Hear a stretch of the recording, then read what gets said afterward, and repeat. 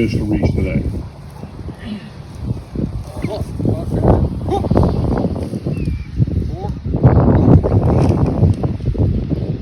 Ready, aim, fire. Aim, fire. Aim, fire.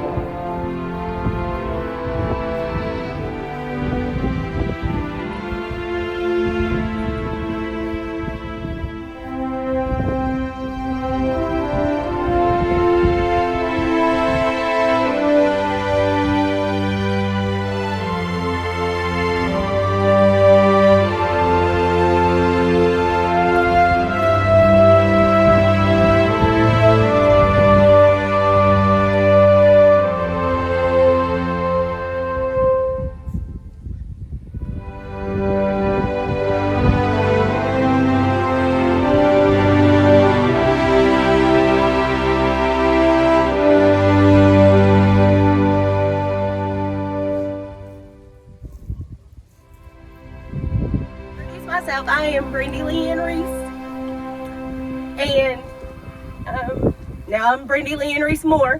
I usually just go by Brandy Moore, but for years I was Brandy Reese, and so this week I went ahead and every time anybody asked me my name, I said I'm Brandy Leanne Reese, because that's what my dad called me. And, you know, if you knew him, he had a shrine to me in his living room. If you ever went there, and everybody that talked about anything said how much he loved me, and I know how much he loved me. So I wanted to start by that. I was proud Reese for 41 years, and anytime my dad would say anything, or I would be discouraged, he's like, "You're a Reese, you'll know what to do." And I would say, "Daddy, what do I do?" Blah, blah, blah. And he'd say, "Brandy, Reese, you know what to do. You will do what's right, and you know that." And so, this didn't happen like I thought it was going to happen. I'm going to tell you that. I've rehearsed this. This has been 5 days now. You know, he left me on January 19th, not planned at all. And I'll discuss that in just a second. But I'm sorry, it's very untraditional, but my dad was untraditional, and I'm honoring my dad. You may say, what kind of outfit did this chick pick out today? Well, my husband and I had a conversation a couple weeks ago about my dad, just talking. I was like, my dad had this awesome jean jacket. I remember from the 80s, or jean shirt, had this big old tiger applique thing on the back. Says like, well, do you think he still has it? And I'm like, my dad has every single anything. I will, if I can find it, I can find it. And so, like I said, Dad had been in the hospital, not sick, not on monitors, not on anything. He was being treated with an IV for an infection. But he was at the hospital, so during the day I would come work on the house, cleaning the house, and then I'd go there at night and check on him and do all that. So anyway, I'd been at home and I hadn't seen this awesome shirt yet. And so anyway, I think it was the next day. I think it was the 20th. But I finally got to my hope chest. And there it was. And it has a beautiful inscription on it that I have. But anyway, it's basically, to my daughter, Brandy Leanne Reese, may all your hopes and dreams come true. Love, your daddy, 1994. And he had that made for me. And anyway, I opened it and I'm going through, it's just all kinds of stuff. And here was that shirt. And I thought, okay, Dad. And I come out, Mom was in there, and I said, look at this. I said, I'm wearing this to the funeral. Because I had a dress picked out. And so I thought, this is more fitting. It reminds me of my dad. I didn't wash it. I didn't do anything. I put it straight on. It's got a stain on the pocket. It doesn't fit me quite like it fit him. But that's okay. And I know my daddy's proud of that. So again, to back up, because I know people are wondering, and I don't want to be rude about it or anything like that. Dad was 72, and he had congestive heart failure. He had had a heart attack at the nuclear plant and retired. That wasn't really a secret. He was a very private person, and so as time we trucked along. He wasn't on a lot of medicine or anything like that. But about November, he had some problem with the leg, and so there was some treatment. He was under doctor's care always, because of his Coumadin, his blood thinner. But he was always at Dr. Barton's, and now Dr. Henderson was taking care of him. So we trucked along, and about 3 Fridays ago, he was going to the doctor. I don't work on Fridays. He messaged me and said that his doctor said he needed to go to the ER. And I said, okay. And so I freaked out. And we're going down the mountain because we don't have service. And I call him, and he says, I'm fine. I said, if your doctor said to go to the ER, we're going to the ER. He said, no. I said, okay. All right. I said, don't make me call Mom. So he's like, Brandy? I said, nope. So I hang up, Seth's in the car, I'm driving, and I call Mom. I said, call Dad. He tells me this story. You call and see what you can do for him. So Mom calls me back, and she's like, okay, yes, he is, but he thinks he can go. The doctor knew he wasn't going to the ER, but anyway, he had one elevated number in his kidney function. So on Monday, we go truck along. I go see him every Sunday. I take him food, his grocery order, do all that. And he said, if I go on Monday to the doctor, if I'm not okay, I'll go to the ER. I said, okay, we got a deal. So Monday afternoon, he texted me and he said, okay, we're going to the ER. I said, okay, I'll meet you there. So Buck and Arliss loaded him up like they had done many times, different things. They're so good to me. And they took him, and I met him. The ER doctor said, girl, I don't know why we're here. I said, okay, we have a kidney numbers, apparently. He looked at the stuff. He was an awesome doctor. He said, okay. He said, he cut his water pills back. That's what we're going to do. Okay, give him an IV, send him home.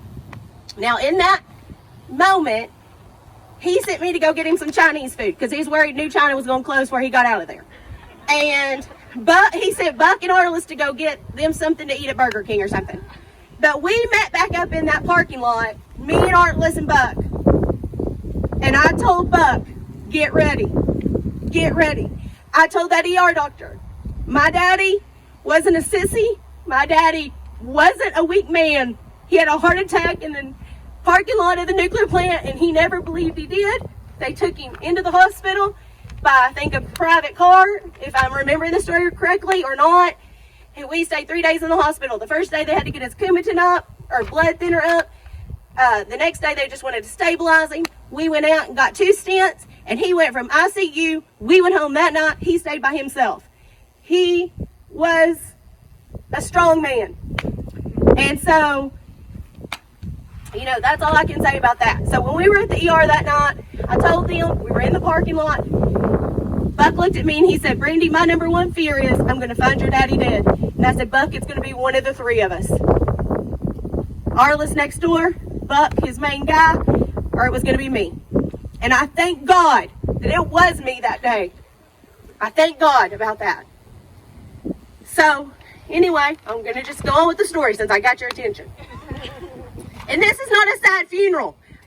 My main goal is to proclaim God's glory in this and to honor my daddy. That's all I want. So that's my goal. So he did the ER. We come home Monday night. I come back. We dropped the water pills down. Arliss Buck, he broke his phone that night. So when he went, so that was a big thing. He wasn't answering his phone. He wasn't doing this, that. The phone was broke. AT&T didn't want to deal with anybody but Robey Reese. I said, tell him, Daddy, I'll come down there. He said, they want me. I said, we'll take care of it. So anyway, we did get him a new phone, but he couldn't work it. I mean, he couldn't work it. So, and he had a flip phone. We tried 2 different ways. So anyway, he was home for 2 days. That took a lot out of him. His hips were bone on bone. His knees were bone on bone. He wanted a surgery, but, you know, he just didn't get it and couldn't. I mean, it was just, you know. So, he was just kind of, you know. So, on that Thursday, a home health nurse came out. One time. One home health care nurse has come. And Buck called me crying. He said, your daddy needs to go to the hospital. I don't think you'll go. I said, okay, Buck. I called down to Dr. Barton's office. They said, we're working on it. Not Barton. Yes, Barton. Or Henderson. So I said, okay. So I called back. I called Daddy. I said, what's going on? He said, I'm going to go to the hospital. They think they got me on the wrong antibiotics. I said, okay. We got a plan. I said, do I need to come? He said, nope. We don't even know when I'm going to get in a room. I said, okay. So they did call. I was heading on my way home. They called. They said, we're about to head out to the hospital. They went to the hospital. Okay. So the next day, I'm off on Fridays. I'm coming to town. My husband and I come down. We go to the entrance of the hospital, Robey Reese, room 406. We head up there. I tell Seth, I said, now, the only time I ever saw him in the hospital bed was the time of the heart attack. And I said, he was like a cat on a hot tin roof. He wouldn't lay in the bed. And he was like, just, you know, he wasn't going to lay there. So I said, Seth, I don't know what we're going to see, babe. So I said, just get ready for a Hellcat because I don't know what he's going to be doing. So we go in, and he's in the recliner watching Fox News and drinking a beer. He said, they give you a beer here. I said, Daddy, did Buck bring you that beer? And he said, no, Brandy, they put a prescription on it. Look right here. And I said, okay, Dad. So anyway, he wasn't hooked up to anything. He had an IV giving him that medication. And he needed to stay there a few days. Now, as he was there, he was never again on monitors. I'm not saying that. That was not an issue. But he took it until that Monday was Martin Luther King Day. I was off of school. So I came every day to clean house, to work on his house, take care of his dogs, because that's his number one priority. after me and to visit him. And so on Monday, he wanted to go home. And I thought, well, hell, we lasted longer than I thought. I thought, whoa. So he knew he needed that medicine. So he said, okay, I'm going home. I said, okay. I said, I'm going to go clean house and let me know. So anyway, he didn't get to go home that day. They wanted to do one more round just to make sure that they had given him all this medicine. So on Tuesday, I went down there and checked on him and all that. Arliss, they called us to come get him. Me and Arliss went and got him. He jumped in, the vehicle. He was ready to roll when I got there and Arliss got there. Arliss drove us back. I drove us down there because I was scared to death of his envoy. Arliss said, this thing needs a tune-up. I said, I'm scared to drive this thing over 30 miles an hour, Arliss. I don't know what's going on here. So Arliss drove us back for our own safety. And I said, Dad, let's trade this Fusion and this Envoy and get 2 pieces of shit card. Let's just get one. He said, Brandy Reese, you just do whatever you want. I said, okay, Daddy, that's what I'll do. So we stopped by Rose Drug. They let him go from the hospital with no restrictions. They knew he was going home to stay by himself that night. No restrictions. We stopped by to get a multivitamin and a vitamin B1. That's what they had added to his medicine. We stopped by Arliss's shop to check on a truck, and we went home. And we got out, and I thought, well, hell, we've never done this without Buck, y'all. And it's, to get him in and out of stuff, and he's so gripey, and then I'm grippier. So anyway, he jumped out of that truck, and he made a sprint for that recliner. And we got in the house. I looked at Arliss. I said, hello. I said, Daddy, wow, you sprinted in here. And he's like, girl, I'm ready to be in this recliner. I said, okay, Dad. I said, you ready for a beer? He said, yeah, give me a beer and some Clamo. Now, yeah, that's pretty disgusting. But, I gave into it. And then I said, Dad, I bet you want a shot of whiskey, don't you? And he said, yeah, I was thinking about that. I said, okay. So I loaded a shot glass up, one that Seth and I had given him for Christmas. And also for Christmas, he loved maple, for some reason, whiskey. That was his special sipping whiskey. And so I poured him a glass, and he took a sip of it, and then it burned. And he goes, oh! And I said, oh, yeah, you want a chaser? He said, nope. I said, he goes, but it burned. I said, well, get you some of that. I said, why don't you take it like a shot? And he said, no, it's a sipping whiskey, Brandy. I said, okay. I don't drink maple whiskey, but to each his own. So anyway, sorry, moving forward, third grade teacher in me. He said, he knew I was going, or he wanted me to go home that night. Because, I'd been doing kind of everything. And he said, you go home and sleep in your bed tonight, and I'm going to sleep in this recliner. I said, okay, Dad. And I can tell you a funny story, but I won't about that. Anyway, so I said, now, Daddy, you're going to text me in the morning so I know you're alive. And then he's like, yeah, Brandy, I'm going to text you in the morning when you're alive, and I said, okay. And I said, I'll be back at 5 o'clock because we're on a 4-day schedule. I don't get off work until after 4, and it takes me about an hour to get up there. I said, I'll be spending the night. He's like, yep, got it. I said, okay. I said, I'll call you, blah, blah, blah. Love you. There was always love. Every time I walked out that door, it was, love you, Brandy. What can I do for you? I love you, babe. I love you, Daddy. That was never anything. Text, love you, baby. Have a great day. I mean, he loved me. I know that. We played Words with Friends every day of our lives. He'd have 14 games going, and it'd be, I love you, hearts. I'm like, yeah, Daddy, quit playing, just play one game, So, I mean, he loved me. I loved him. So the next morning, I get to work. Oh, at 7:30, I got a text. Love you. Love my daughter in hearts. Said, love you, Daddy. At 11-ish, 11:20, Russell Utley and Linda Utley had spoke to him, and they were a little bit concerned. I said, well, okay. I read the message, and I think, okay. I call him. He says, I'm tired, Brandy. He said, I'm tired. I'm just here in the recliner. I said, okay, Dad, do I need to send Arliss over? No. Or I think I started with the ambulance. I said, do I need to send the ambulance? No. I said, do I need to send Arliss? No. Do I need to send Mom? No. I'm like, okay. I said, you know I'm going to be there at 5, right? Yes. He said, I'm just going to take a nap. Love you, babe. Love you, Dad. So at about 3:48, I get a phone call from Buck and his family, very upset, and I need to come. That Daddy had fallen out of the chair and called Arliss and Buck to come help him get back in his chair. And so I immediately leave. I mean, it was the end of the day, but I grab my bag and I tell him, I'm like, guys, you knew I wasn't coming in Thursday, but I mean, I don't know when I'll be back, because at this point, I didn't know when I'd be back. And so I had the forethought to call Mom. And I'm so thankful I did. I called Mom, my backup partner, my partner in crime. We could work Daddy. One of us was a good cop, one was a bad cop usually.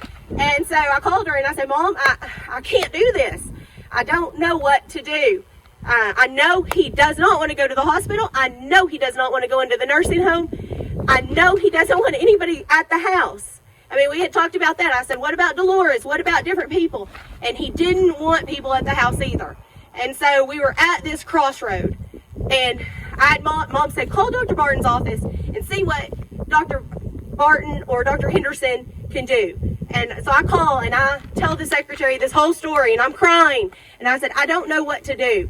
And she said, we'll make you an appointment for 8 o'clock in the morning, because when we left the hospital, it was going to be Friday morning.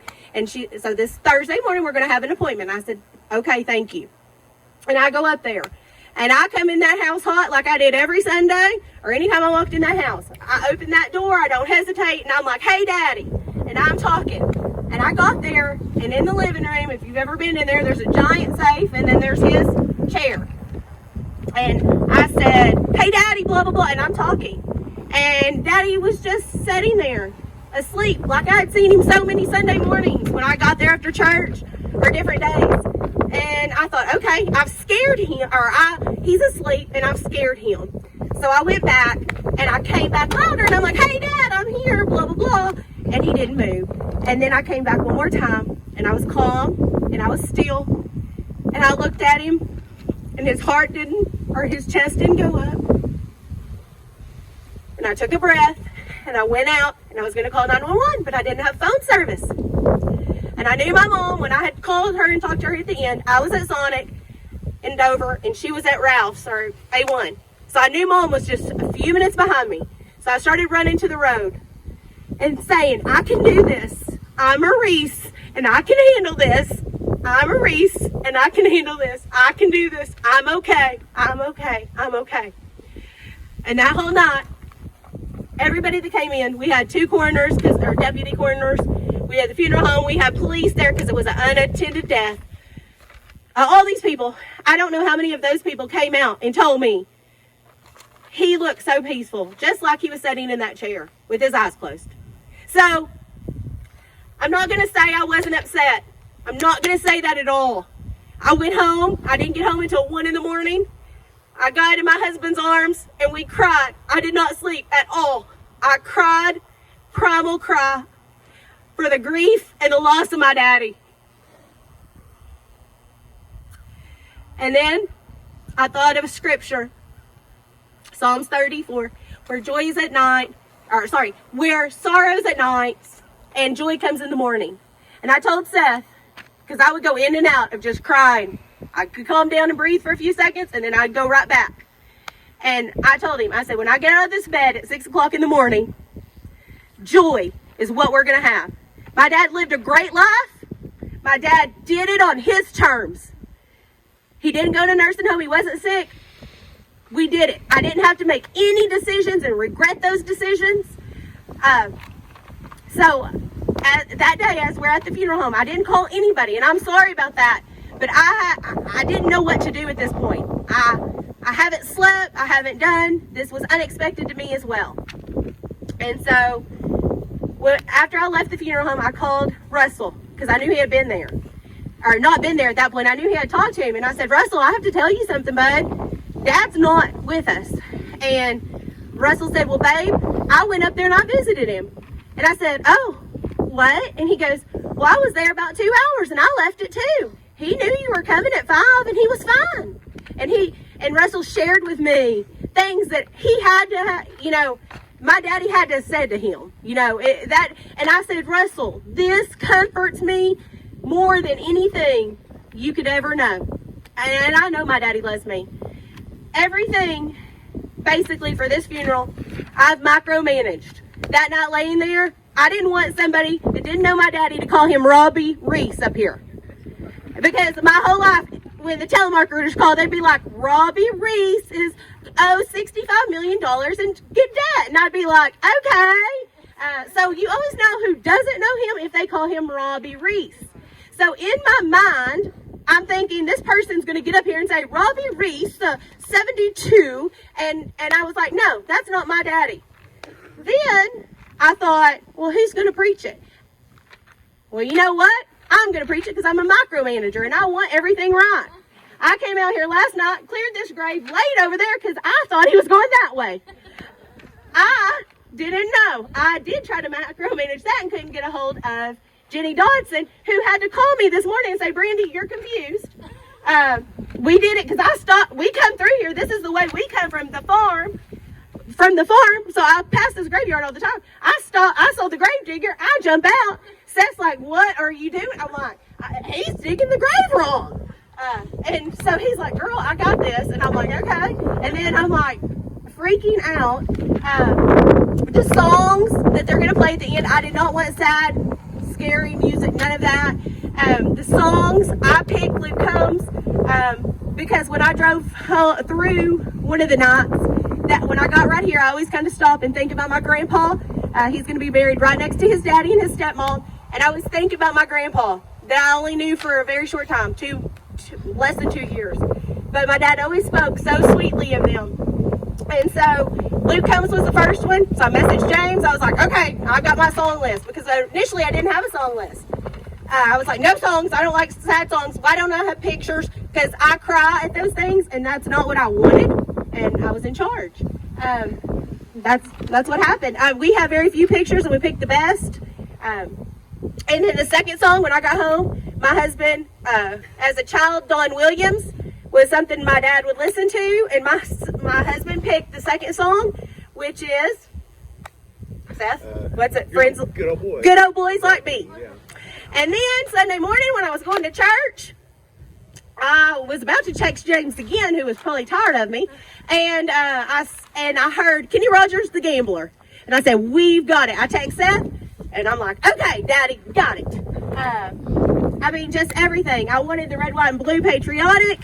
He loved Trump, if you know him. And a funny story, if you're a Biden fan, close your ears. Daddy always said, I don't know how many years I can make it a Biden. And I said, well, Daddy, we haven't even made it through the first one yet, honey. And that was kind of our joke. And so I looked it up. He died on January 19th, y'all. Biden was in office 1 year on January 20th. So Daddy could make it 1 year with Joe Biden. Okay, now for all that to be said, I'm going to lead you in a prayer. Quickly, I'm not a priest. I'm not a preacher. I'm just a girl talking about my daddy to the Lord. So I apologize for that.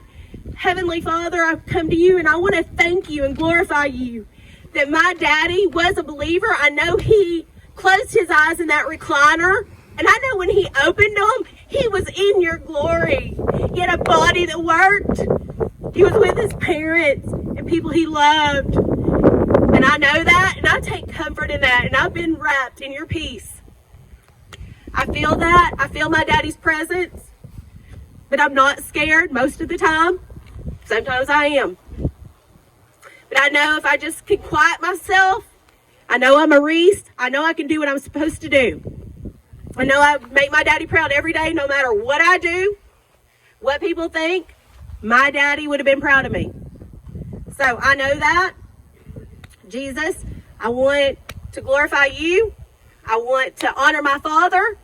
I want to have peace for myself and his family and friends. I want them to know, look at this beautiful day. How many days in January, on January 24th, do you get 60-degree weather? I didn't want a tent. I told them that yesterday, I think. I was like, no, I want a celebration. He wouldn't want any of us to be sad. He doesn't want me to be sad. He doesn't want you to be sad. He wants everybody to think of him and smile. When you think, I got so many messages, and I apologize because it's been a whirlwind. Messages, calls, text, the things I saw on Humphrey website, I've read all of them. They've not sunk in. But the one thing, when we do the toast, because that's going to kind of go a little bit different since the setup's not as great, that I want you to think about Robey Reese. I want you to think of that shit-eating grin, as my mom used to call it, and he used to call it when I did it, because I have the same grin. When he'd say something, I'd just look at him and grin. He'd say, get this shit-eating grin off your face.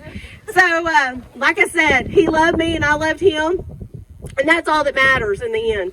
I'm going to read the words I wrote. I did have some funny stories, but we're probably, and then we're going to, when we do the toast, we'll have to probably have a little bit of a switcheroo, and I don't want you to feel obligated to do the toast if you're not obligated. That's not an obligation. It's just for, I know that's the way I'm going to honor my daddy. That's the way I left him that day in that chair, and that was special to my heart. I want to also thank Humphrey Funeral Homes. They did an excellent job of taking care of me. I have basically since the 19th, before that, had about 6 hours of sleep. I've been texting, calling, and being crazy to them. And James and the group, Rick and Robert, have been excellent to me. They are excellent. And I knew that the night that it happened, I knew exactly who I wanted to take care of me. I was comfortable with James and Jim Bob Humphrey taking care of us. And they did that. They did do that. So I'm gonna, like I said, read this. I want one funny story, and then we'll toast my daddy, and y'all can have a great day. So Robey Reese, 72 at Dover, went peacefully to be with the Lord on January 19th, 2022 at his home. That's all true. Y'all know that. Like I said, when I got home to Seth and I was crying, I said I'm a planner and I love plans. And that makes me happy. Lists make me happy. Plans make me happy. My daddy knew that. And when I got home, I said, Seth, this day didn't go the way I planned it. Robey was survived by his loving daughter, Brandy Lynn Reese Moore, and his son-in-law, Seth Moore.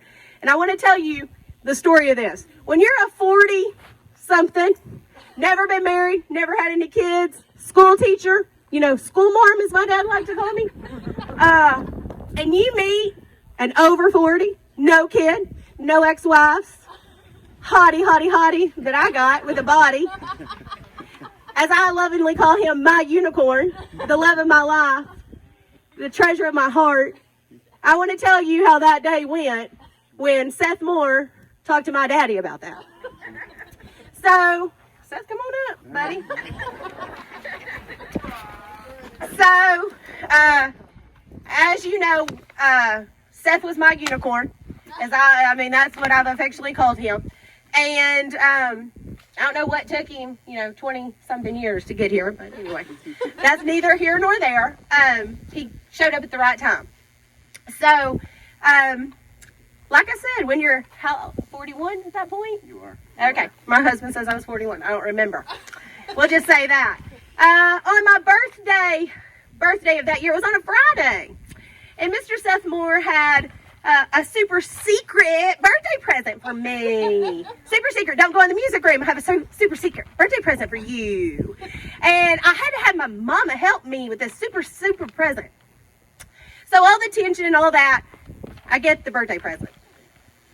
It was a cup with Seth Moore's face on it. And it says, I love you till infinity. That means a lot. And it's a picture of him as a baby holding a ball that wasn't there because his parents, he's an only child, and his parents love him so much, he was so daunting that every few weeks they would take him to the photographer and he'd hold this ball and smile. And so one time, apparently they didn't have the ball, but Seth still poses like he's got a ball. So this is on my mug. And I'm like, are you freaking kidding me? People are texting me, did you get engaged? I'm like, no, he gave me a damn cup. So we're about to go to bed, and Seth Moore looks over me and says, what do you think about... Say it. 2/20/20/20. And I said, what do you mean about 2/20/20/20? I said, well, we could get married on 2/20/20. And I said, oh, okay, all right. Are you serious? Now, that's literally how it went in our living room, okay? So, now, we have to get up the next day. It was my birthday that day. We get up the next day, and we go to Oklahoma for a family reunion. Forward, now it's Sunday night. I have a whole freaking wedding, super secret engagement wedding. Yes, I've got the dress, I've got the shoes, I've got the garter. I got us scheduled, I got us a minister, I've got us everything. Cakes ordered, ring, everything's done. And I'm on that living room couch, and my handsome husband comes out of his music room because he builds guitars and does his thing. Comes out, and he's playing his guitar and looking around. And I look at him and I said, wait a minute. I said, I don't have a ring on this finger. And did you ask my daddy if you could marry me? And he just looked at me like he looks at me most days. He stops playing his guitar and looks at me like a deer in the headlight. And he said, And I said, in Arkansas, sir, if a man wants to marry a woman, they must ask their daddy first. I said, this is not Oklahoma. So what did you say? I said, what do you want to know about that? No. We're going to go talk to your dad. Oh, yeah. We'll go talk to her. Dad. Go to talk to my We'll dad. Talk to the dad. So anyway, we have to have a... Yeah, go ahead. I'd met him. I'd met Robey several times before that. Yeah. So we have a plan that we're going to go to Dad's. Now it's around Thanksgiving. And I know Dad's going to ask about his mail because he loves the mail so much. He always gets, Donald Trump, random political ad things and such. But, he loves to get his mail. So I said, Daddy's going to want me to get the mail. I'll pretend not to get the mail. Then when I go to get the mail, you'll ask Daddy. And that's how it'll work. Okay, Seth? So I get in there. Dad's like, where's the mail? I'm like, oh, no, Daddy. I forgot the mail. Let me go out and get it. I love walking down a long driveway, obviously. So I'll go do that. And then I'll let you know about the conversation. I said, Robey, I'm thinking about marrying Brandy. He said, well, have you really thought about that? I said, she's hard to get along with, right?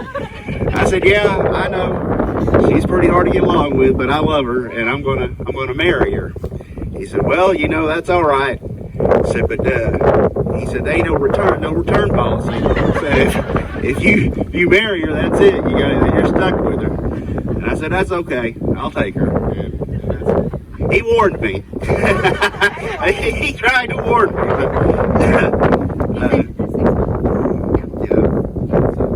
Don't bring me back in 6 months. Yeah, well, he said there wasn't a return policy. But he did say, no, we couldn't go 6 months.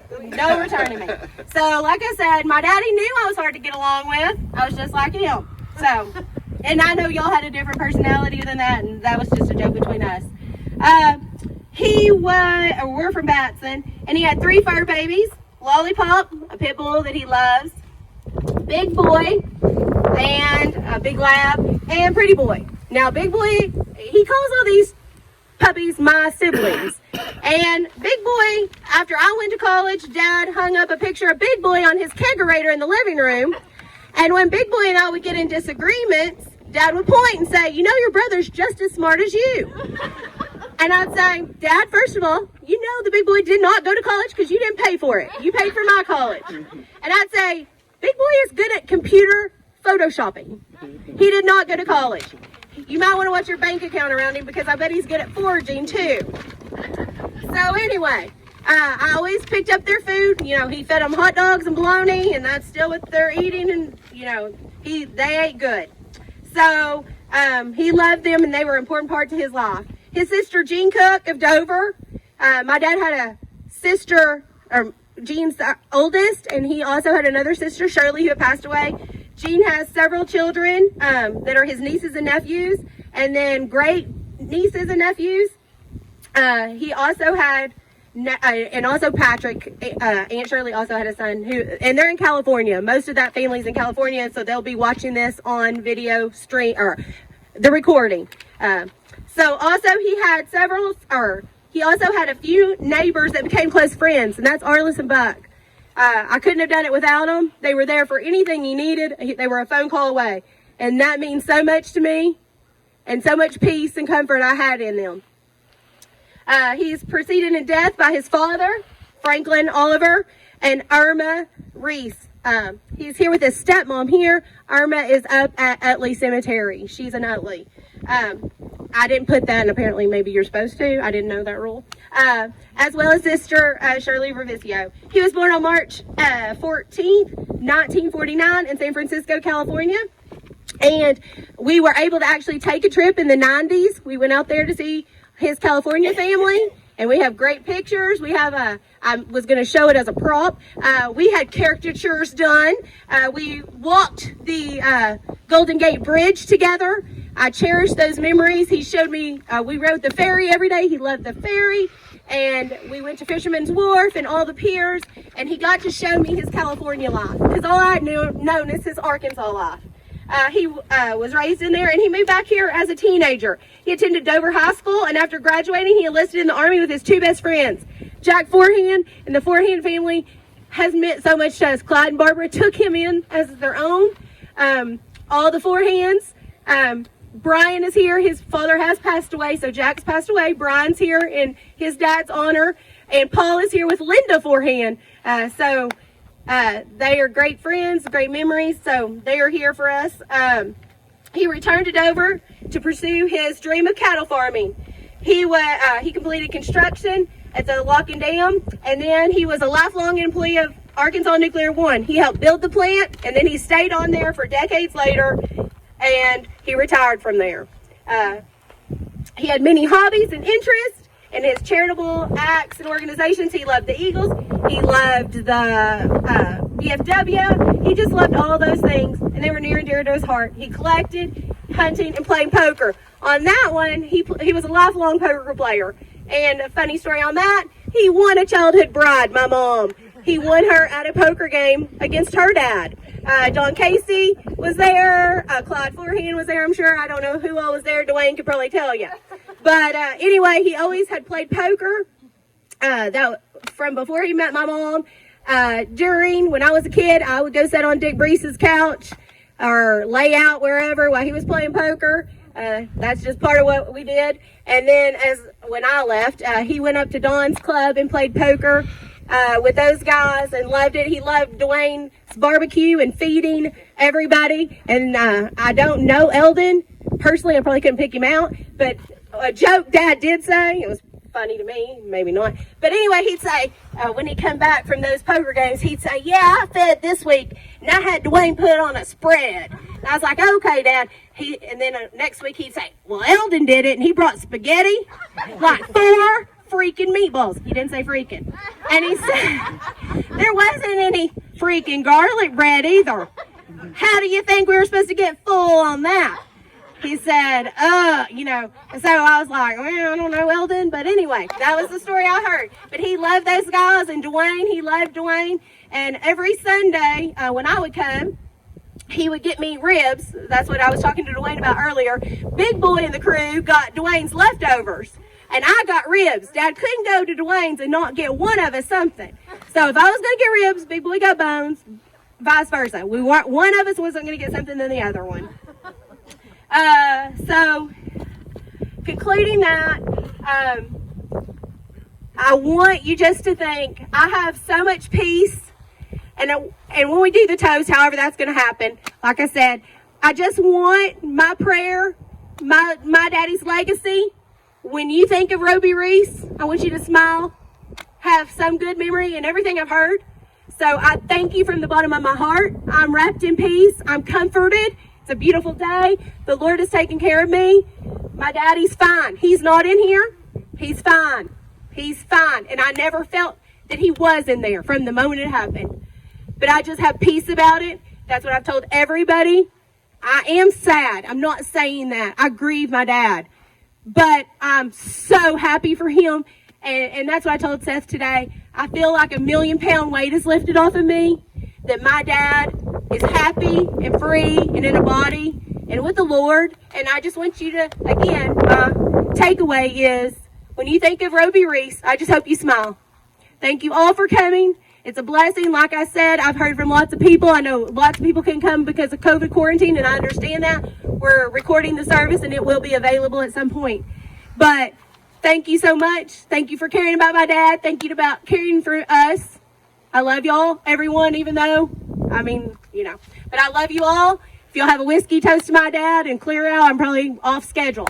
So I love y'all all. Thank you so much from the bottom of my heart for coming.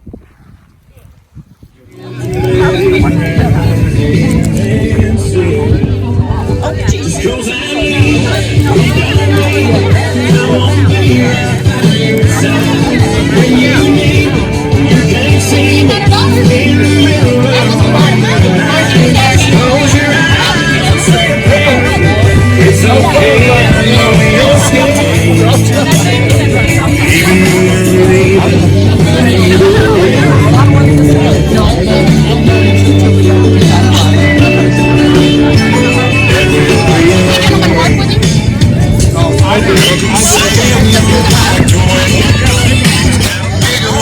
it's gonna take me far.